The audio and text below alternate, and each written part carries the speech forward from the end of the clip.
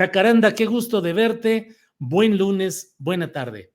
Hola, querido Julio, ¿cómo estás? Ya no te pelees, no te enojes, hombre. De eso se trata. No hay que hacer hoyitos en el hígado, nomás hay que decir lo que uno piensa y adelante, sin enojarse, Jacaranda, claro. Totalmente de acuerdo, Julio. Ya ves que nunca le damos gusto a nadie, ¿no? Entonces, bueno, pues, en fin, así son estos tiempos y justo de esto quiero hablar, ¿no? Que digo, ya más allá de los enojos, más allá de cualquier otra cosa, pues hay situaciones de alarma, ciertas cosas que empiezan a salirse, digamos, de control, a subirse de tono, y pues justo a pesar de todos los llamados que ha habido de intelectuales, de académicos, de la propia ONU, ¿no? Que se pronunció incluso hace un par de meses sobre la urgencia, Julio, de tomar cartas en asunto contra los discursos de odio, que la humanidad, y digo la humanidad porque somos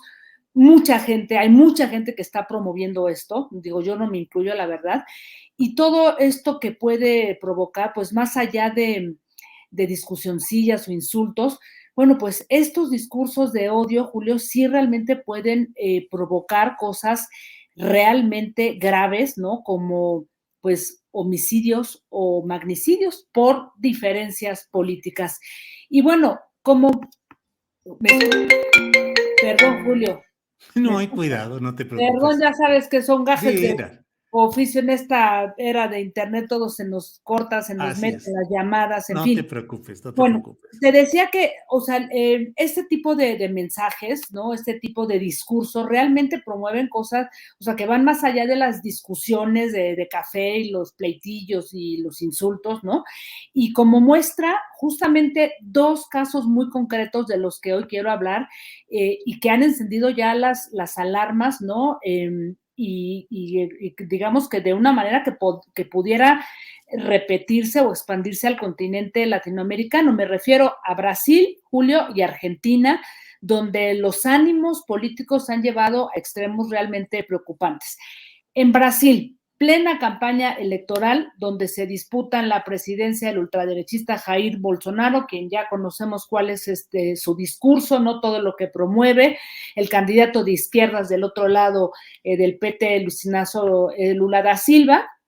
Todo esto ha generado un ambiente de radicalización, de polarización, tanto que apenas hace 3 días, Julio, dos hombres que estaban trabajando juntos cortando ahí madera, se hicieron de palabras por diferencias políticas, uno apoyando a Bolsonaro y el otro apoyando a Lula da Silva, se agarraron a golpes, luego el más joven, porque era un joven de 22 y otro de 44 años, el más joven le asesta varias puñaladas al más grande y termina por rematarlo con un hacha que casi lo degolla en una situación realmente muy preocupante. Pero todavía hace como un mes más o menos, también otro pleito que se dio entre dos personas que apoyaban a cada candidato.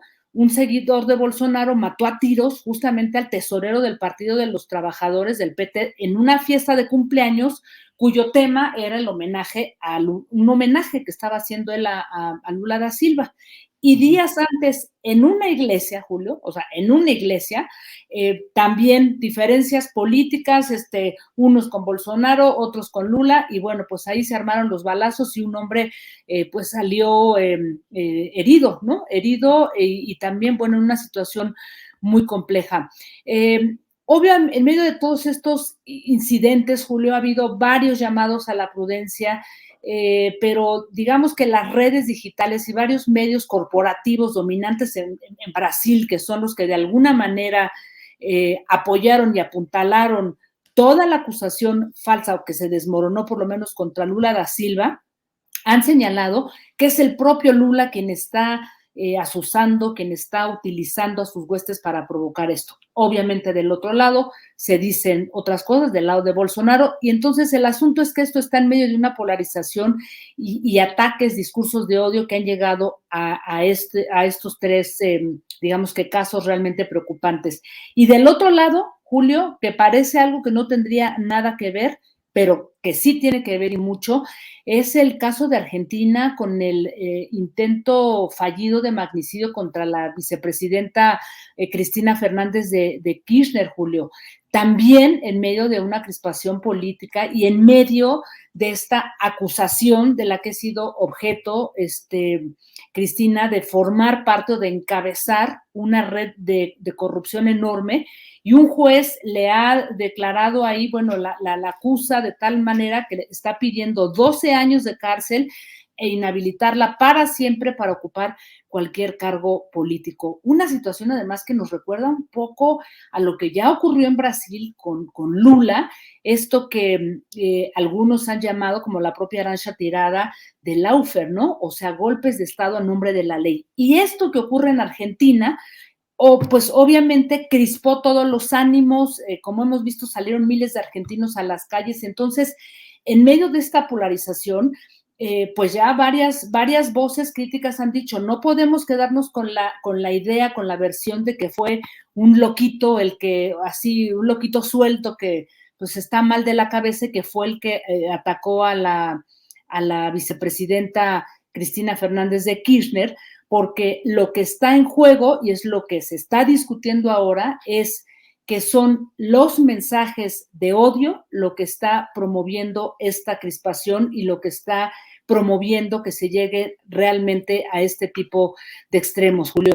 Y finalmente decir que esta reflexión la hago, Julio, porque creo que en México estamos viviendo un momento también muy riesgoso, donde no podemos dejar de mirar lo que está ocurriendo en el continente, al sur de nuestro continente, porque en cualquier momento eso también se nos sale de la mano con la cantidad de, digamos que, de mensajes falsos, ¿no?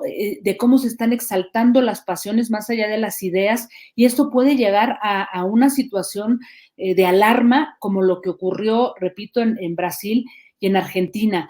Y termino, Julio, diciendo que no es que los discursos de odio, ¿no? Sea algo nuevo. Tenemos por lo menos 100 años, 80 años, viendo lo que esto ha provocado, el antisemitismo que terminó, bueno, pues en el Holocausto, ¿no? También otro tipo de, digamos, de asesinatos masivos, genocidios, en fin. No es algo nuevo, lo alarmante es el resurgimiento de los discursos de odio, y que ahora se exacerban, lo mismo en democracias liberales, Julio, que en regímenes autoritarios, y de todas partes, y a pesar de los llamados que ha hecho la ONU, a pesar de todo lo que se dice en este momento del gran peligro que se corre al que en este momento que están resurgiendo los discursos de odio, pues pareciera que o nos vamos a acostumbrar o qué es lo que vamos a permitir o hasta dónde vamos a llegar para que realmente se tomen cartas en el asunto. En Argentina dicen que lo van a regular, que quieren promover leyes, algunos códigos penales, pero la gran pregunta es si eso realmente va a detener, ¿no? Este tipo de discursos, Julio. Pues sí, así están las cosas, con esa profusión de mensajes encontrados y que están pasando de la violencia verbal en las redes sociales a la violencia física y a la violencia política. Jacaranda, pues hay muchas cosas que tenemos que ir viendo y que tenemos que ir previendo y previniendo que no se extiendan por estos lares. Así es que, pues ahí seguiremos platicando, Jacaranda.